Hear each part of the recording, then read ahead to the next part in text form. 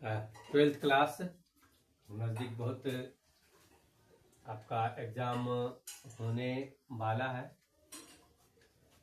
आप लोग हिंदी की भी तैयारी आप अच्छे से करिए। हिंदी की जो ट्वेल्थ क्लास है बिहार बोर्ड है, उनके लिए मैं 50 क्वेश्चन का ये ऑब्जेक्टिव आप लोग को बताने का प्रयास कर रहा हूँ। उसी क्रम में है पहला क्वेश्चन, बालकृष्ण भट्ट। क्या है? बालकृष्ण भट्ट की रचना कौन सी है? तो आप लोग जानते हैं बातचीत। कौन सी है? बातचीत, है ना। जूठन तो ओम प्रकाश वाल्मीकि का है ना। आगे क्वेश्चन है, बातचीत शीर्षक निबंध के अनुसार रस का समुद्र किनकी बातचीत में उमड़ा चला जाता है? मैंने बातचीत जब होता है तो कौन से दो आदमी के बीच में जो है बातचीत है, जो समुद्र है ना, रस का है ना, रस का समुद्र किनकी बातचीत में, रस का समुद्र किनकी बातचीत में उमड़ा चला जाता है? तो हम दोली सहेली के बीच में, हम जोली सहेली जब करेगा ना तब रस का समुद्र होगा। दो पुरुषों नहीं या दो बच्चों नहीं, दो हम जोली की सहेली। बातचीत साहित्य कौन सी विद्या है? प्रश्न पूछेगा। बातचीत कौन सी? उपन्यास है, निबंध है, तो क्या है? निबंध है। बालकृष्ण भट्ट किस युग के रचनाकार हैं? तो प्रश्न है भारतेंदु जी के, भारतेंदु जी के समय में थे। भारतेंदु जी के 100 अजान एक सुजान उपन्यास के उपन्यासकार कौन है? तो भी है आंसर उसका भी बालकृष्ण भट्ट ही है। फिर है बालकृष्ण भट्ट के पिता का क्या नाम है? तो बालकृष्ण भट्ट के पिता का नाम है बेनी नहीं, बेनी प्रसाद। बेनी प्रसाद भट्ट, भट्ट रहेगा। बालकृष्ण भट्ट किस युग के हैं? तो क्वेश्चन रिपीट कर गया, भारतेंदु युग।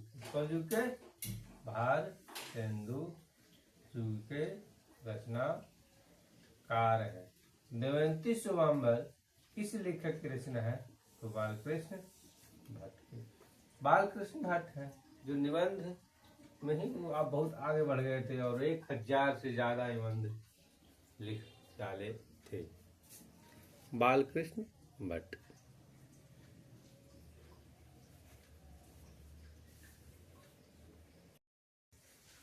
उसने कहा था किस वर्ष की रचना है? तो इसका आंसर आएगा 1915 में। उसने कहा था कहानी के कहानीकार तो चंद्रधर शर्मा गुलेरी। बहुत इंपॉर्टेंट सब है, एकदम ऑब्जेक्टिव पूछा हुआ। चंद्रधर शर्मा गुलेरी। एक और डायलॉग है, उसने कहा था में, है ना, तेरी कुड़माई हो गई। मैंने कुड़माई मैंने दिया, तेरी कुड़माई हो गई। किस कहानी से संबंध है? तो उसने कहा था। उसने कहा था किस प्रकार की कहानी है भाई? चरित्र प्रधान है, कर्म प्रधान है, धर्म प्रधान है, बात्सल्य प्रधान है। तो देखिए चरित्र प्रधान नहीं है, कर्म प्रधान है। कौन प्रधान है? कर्म प्रधान है। अब एक बहुत सारे पात्र हैं इसमें, जो एक ही क्वेश्चन में मैंने ऐड किया है। लहना, सुबेदारनी, वजीरा, पोलूराम, डाक बाबू। पोलूराम कौन है? डाक बाबू। बोधा से किस कहानी के पात्र हैं? तो इसका आंसर भी होगा, उसने कहा था लहना सिंह, सुबेदारनी, वजीरा, बोधा सिंह, पोलूराम, डाक बाबू। हिंदी कहानी में मील का पत्थर साबित हुआ कौन सा कहानी है? कौन सा कहानी है जो कि मील का पत्थर साबित हुआ है हिंदी कहानी में? तो यह है उसने कहा था। एक डायलॉग है 2-4 को, वो थोड़ा सा सुन लो। निमोनिया से मरने वाले को मुरब्बे नहीं मिला करते। डायलॉग है भाई, ये जो डायलॉग है माने उक्ति है, यह उक्ति किस शीर्षक पाठ की है? तो उसने कहा था, देखते नहीं यह रेशम की से कहा हुआ शालू। आज जब लाना सिंह उससे पूछती है सुबेदार लड़की से कि तेरी कुड़माई हो गई, तो वो पहचान बताता है, देखते नहीं यह रेशम से कहा हुआ शालू साल। तो ये भी उक्ति हो गया किसका? उसने कहा था। फिर एक डायलॉग आ रहा है, दमे उठ सिगड़ी में कोले डाल। यह उक्ति उसने कहा था कहानी में। कौन बोला है? सूबेदार हजारा सिंह। हाँ, बोधा सिंह ये सब नहीं बोला है। कौन बोला है? सूबेदार हजारा सिंह। फिर है उसने कहा था कहानी कैसा है भाई? युद्ध की कहानी है, दिव्य प्रेम की कहानी है, प्रेम पर बलिदान की कहानी है, इनमें सभी। तो क्या क्वेश्चन होगा? इनमें सभी।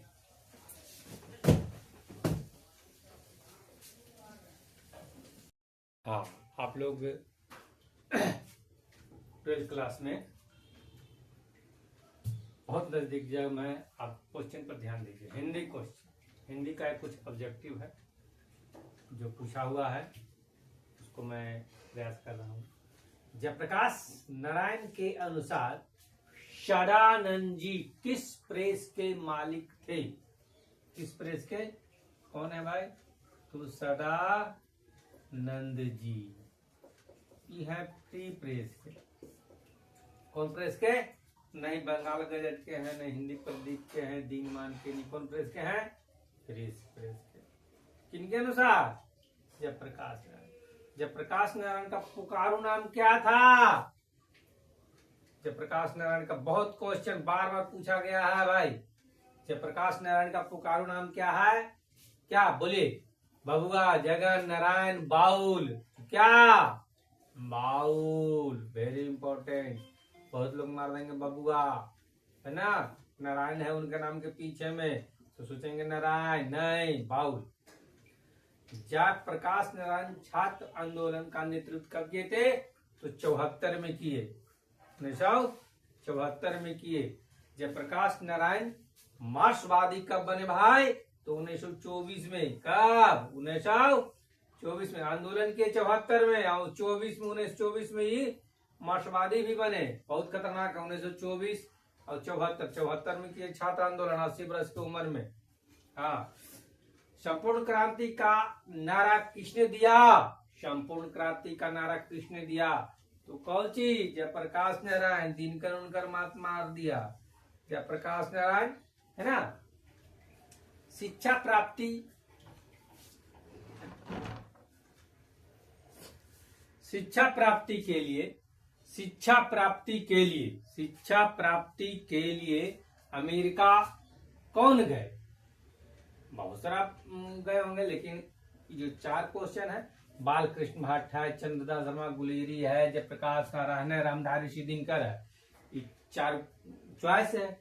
इस चॉइस में जयप्रकाश नारायण है जो अमेरिका गए। फिर क्वेश्चन है, हाँ एक बार रिपीट कर देते हैं। शिक्षा प्राप्ति के लिए अमेरिका कौन गए भाई? तो जयप्रकाश नारायण। कौन गए? तो जयप्रकाश नारायण गए। बिहार में हिंदी की वर्तमान स्थिति विषय पर लेख के लिए किसने सर्वोच्च पुरस्कार प्राप्त किया? देखिए 4 को नाम है, सबको लगता है बाल रामधारी सिंह दिनकर भी बड़ी है, ये है, बालकृष्ण भट्ट तो है, ये है, वो भी लिखे हुए, ओम प्रकाश वाल्मीकि तो लिखे, जयप्रकाश। तो इसमें आंसर आएगा वर्तमान स्थिति विषय पर लेख जो लिखे उसमें सर्वोच्च पुरस्कार प्राप्त किए जयप्रकाश नारायण। कौन हुए? जयप्रकाश नारायण प्राप्त किए। फिर है reconstruction of Indian polity. Reconstruction of Indian polity नामक पुस्तक है ना, किसने लिखी? तो वो भी जयप्रकाश नारायण है ना? सिपुन सहाय नहीं, हरारी प्रसाद द्विवेदी नहीं, प्रेमचंद भी नहीं। व्यक्ति से नहीं, क्वेश्चन अगला है, व्यक्ति से नहीं, हमें तो नीतियों से झगड़ा है। व्यक्ति से नहीं, हमें तो नीतियों से झगड़ा है, कार्यों से झगड़ा है, सिद्धांतों से झगड़ा है। लाइन से बोलो, व्यक्ति से नहीं, हमें तो नीतियों से झगड़ा है, सिद्धांतों से झगड़ा है, कार्यों से झगड़ा। संभाषण की समाजवादी लेखक का है, तो ये भी है जयप्रकाश नारायण। संपूर्ण क्रांति का नारा किसने दिया? तो जयप्रकाश नारायण। जयप्रकाश नारायण बहुत ही समाजवादी नेता थे, है ना, बहुत ही समाजवादी नेता थे। क्वेश्चन नंबर 27, रामधारी सिंह दिनकर का जन्म कब हुआ था? तो 23 सितंबर 1908 को हुआ था। एकदम रट जाइए, इसको एकदम हिट क्वेश्चन है, पूछा हुआ। जितना भी क्वेश्चन करा रहे हैं वो सारा क्वेश्चन प्रीवियस क्वेश्चन है और पूछा हुआ क्वेश्चन है।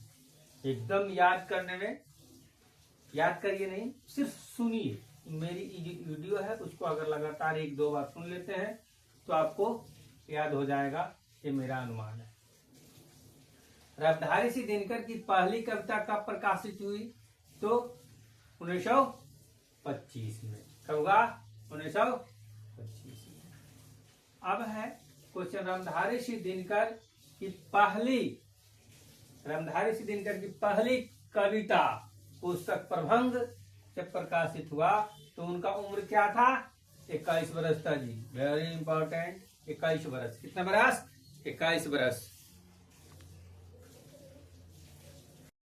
क्वेश्चन नंबर 30 इंपॉर्टेंट क्वेश्चन है। अर्धनारीश्वर कल्पित रूप है किसका? मैंने अब समझ लीजिए, अर्धनारीश्वर कैसा कहानी है, इसमें 2 को छिपा हुआ है। कल्पित कहानी है, कैसा है? अगर क्वेश्चन पूछे अर्धनारीश्वर जो कहानी है कैसी कहानी है, तो कल्पित यहां से आ रहा है। अब क्वेश्चन है, अर्धनारीश्वर कल्पित रूप है किसका? राधा कृष्ण का, शंकर पार्वती का, राम और सीता का, गणेश लक्ष्मी का? पढ़े कहानी तो बताइए किसका, कमेंट करिए। तो है शंकर पार्वती का। शंकर पार्वती। अगर माथा में आपको पहले आ गया था तो आप कमेंट करिए कि हमको आया था सर। अगला क्वेश्चन है, दिनकर को कौन सा पुरस्कार दिया गया? दिनकर को कौन सा पुरस्कार दिया गया? देखिए, दिनकर को कौन सा पुरस्कार दिया गया? तो पद्म भूषण। उनको राष्ट्रीय कवि भी बोला गया है ना, राष्ट्रीय कवि बोला गया है। अपने अंतिम जीवन में किसने नृत्य की भी साधना की? बहुत बड़ा क्वेश्चन, बहुत बार पूछा गया प्रश्न है ना। अपने अंतिम जीवन में किसने नृत्य की भी साधना की? तो कौन है भाई? बोलिए। अगर आपको माइंड में आ रहा है तो कमेंट करिएगा जरूर। विनोबा भावे, जयप्रकाश नारायण, जवाहरलाल नेहरू। 32 नंबर क्वेश्चन में महात्मा गांधी नारी बन गए, मैंने कि नारी उनके पूजा वूजा करने लगे। ये भाई टिप्पी मत गिरो, है ना। तो क्या हुआ भाई? नारी। अपने अंतिम जीवन में किसने नृत्य की साधना की? तो कौन है? तो महात्मा गांधी। कौन हो गए? महात्मा गांधी नृत्य की साधना किए। दिनकर की कौन सा पद रचना है? हुंकार, कुरुक्षेत्र, रश्मि रथी, उर्वशी। बहुत बड़ा क्वेश्चन है, इसमें से आप चुनिए। क्या चुनिएगा? तो सब है लग रहा उन्हीं का है जी। हुंकार भी है, कुरुक्षेत्र, रश्मि रथी, उर्वशी, तो सभी हो जाएगा। क्या हो जाएगा? सभी। दिनकर की कौन सी गद्य रचना है? अर्धनारीश्वर, संस्कृति के 4 अध्याय, वट पीपल, काव्य की भूमिका, शुद्ध कविता की खोज। इतना सारा में सारा है, सब उन्हीं का लिखा हुआ है। अर्धनारीश्वर पढ़ रहे हैं, इस चैप्टर में है। संस्कृति के 4 अध्याय, वट पीपल, काव्य की भूमिका, शुद्ध कविता की खोज, सब है उन्हीं का। अब क्वेश्चन है, अर्धनारीश्वर शीर्षक हिंदी साहित्य का कौन सी विधा? माने कौन सा? ये क्या है? आत्मकथा है, रेखा चित्र है, कहानी है, जीवनी है, निबंध है? तो क्या है? ये निबंध है। क्या है? निबंध है। हाँ, तो आप लोग 35 क्वेश्चन पर पहुंच गए हैं। अब मात्र 15 क्वेश्चन और रहेगा। 50-50 क्वेश्चन का मैं आपको ये पैकेज मैंने टॉपिक बनाने जा रहा हूं, जिसको आप सुनिए। सिर्फ 1-2 अगर 2 बार सुन लेते हैं तो आपको मार्क्स बढ़ाने में जरूर फायदा करेगा। 36 नंबर क्वेश्चन, अज्ञेय उपाधि से कौन प्रचलित है? तो अज्ञेय उपाधि बहुत बड़ा नाम है इनका। सच्चिदानंद हीरानंद बादशाह अज्ञेय। अज्ञेय का पिता का नाम क्या है? तो डॉक्टर हीरानंद शास्त्री। देखिए, हीरानंद आ गया ना, सच्चिदानंद हीरानंद पापा का नाम हुआ। बादशाह अज्ञेय उनकी उपाधि हो गया। निम्न में किस कहानी में गैगरिन का उल्लेख है? तो गैगरिन का उल्लेख है किसमें? तो रोज में। किसमें? रोज कहानी में। मालती किस कहानी का पात्र है? तो रोज कहानी का पात्र है। मालती किस कहानी का पात्र है? तो रोज। इसमें गैग्रेन सब रोज में है ना।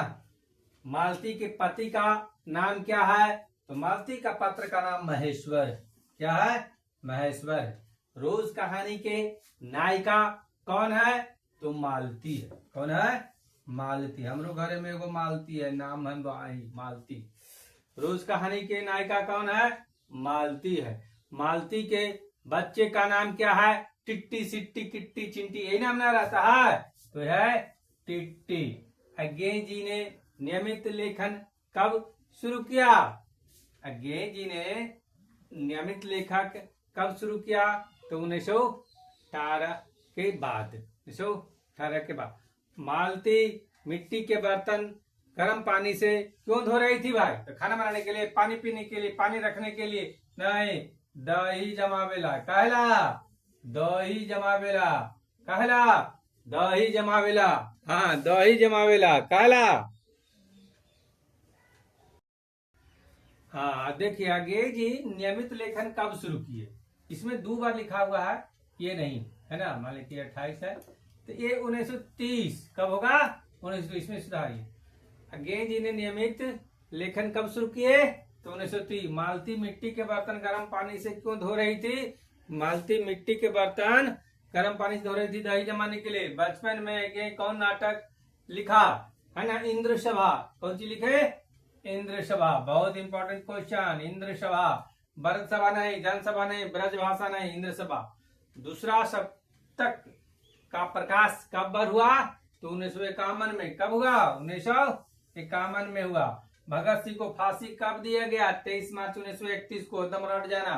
और वह 28 मार्च 7 को उनका जन्म हुआ था, है ना। 23 मार्च 1931 को। अब क्वेश्चन है अगला, भगत सिंह को फांसी दिन में कब दी गई?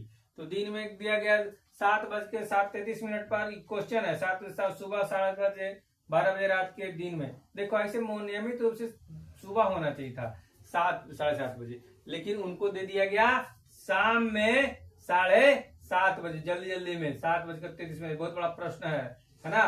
तो एक क्वेश्चन याद रखिए, भगत सिंह को फांसी कब दिया गया दिन में? तो 7:33 शाम में।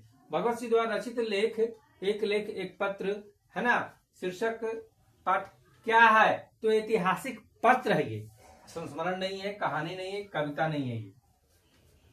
अब क्वेश्चन है एक पत्र एक लेख है ना, एक पत्र एक लेख पत्र भगत सिंह किसको लिखे थे?